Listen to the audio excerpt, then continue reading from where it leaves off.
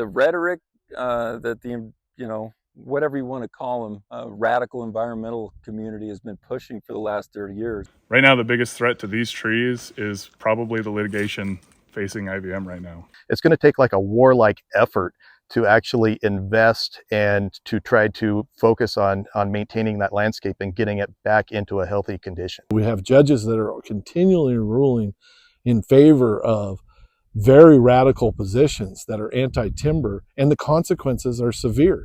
If we care about forests in Oregon, and a lot of us do because we recreate there, then how are we going to come together and figure out what our part is in managing those?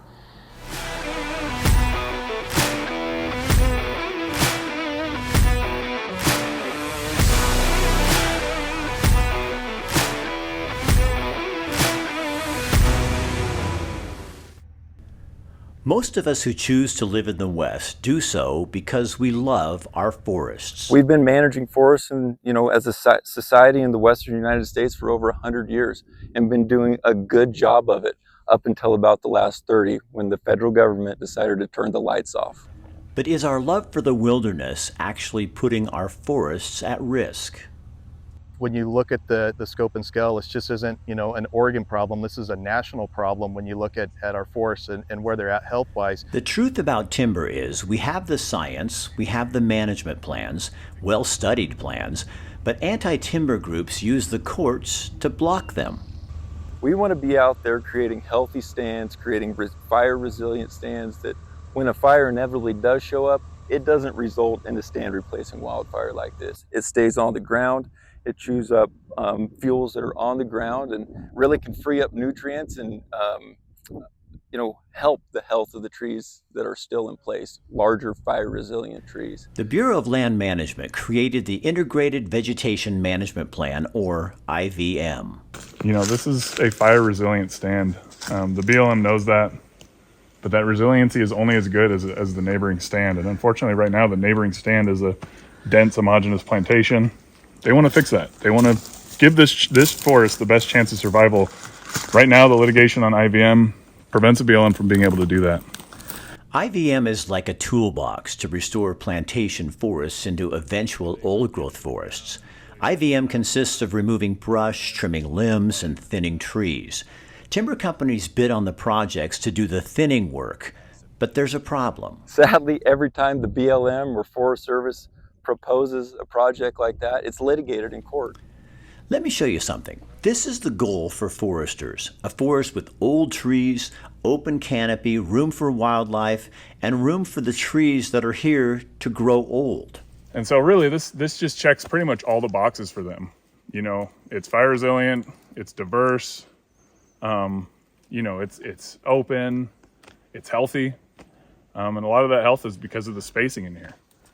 And what they're trying to do is just increase spacing downhill, try and give that forest a little bit of a kick too, make it a little bit more healthy, a little bit more resilient. Just across the road is an old timber plantation, trees that are too close and need to be thinned. It's full of dead and dying trees and brush, lots of underbrush.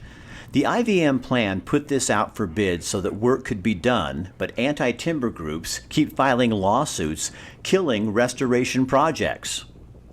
That forest can be resilient, prepared for fire, but if the forest immediately adjacent to it has a running crown fire, that forest has no chance of survival. There's no chance that forest survives if the fire is in the crown of these trees. So all the unintended consequences of this anti-timber, directive that the, country seems to be embracing mostly in the legal side.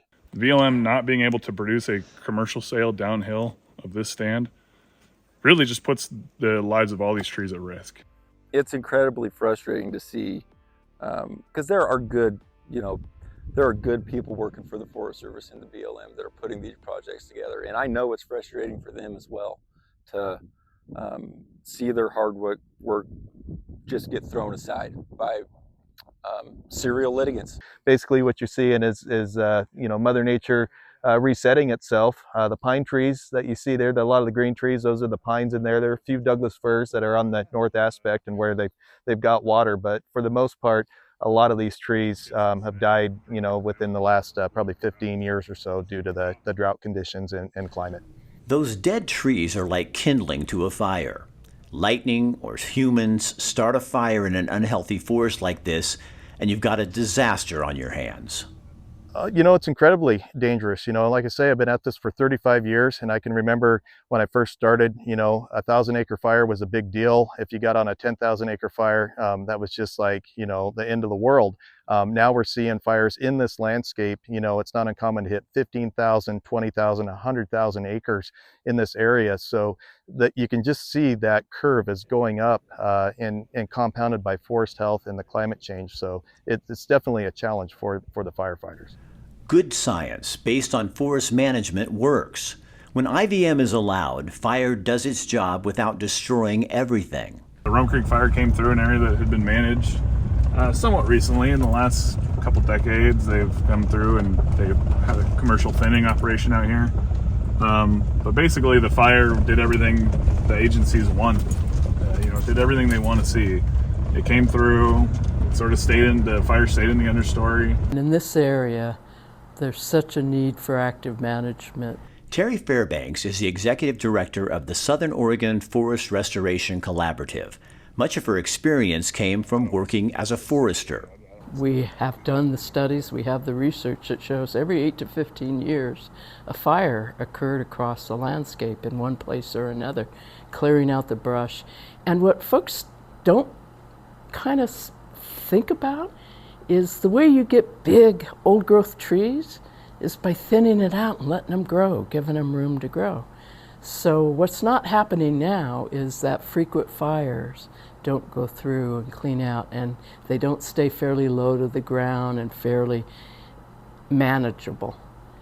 There is so much fuel that the fire gets into that understory, goes up, you begin to get a crown fire that travels. You have to have thousands and thousands of firefighters out there and suppressor teams and helicopters and planes.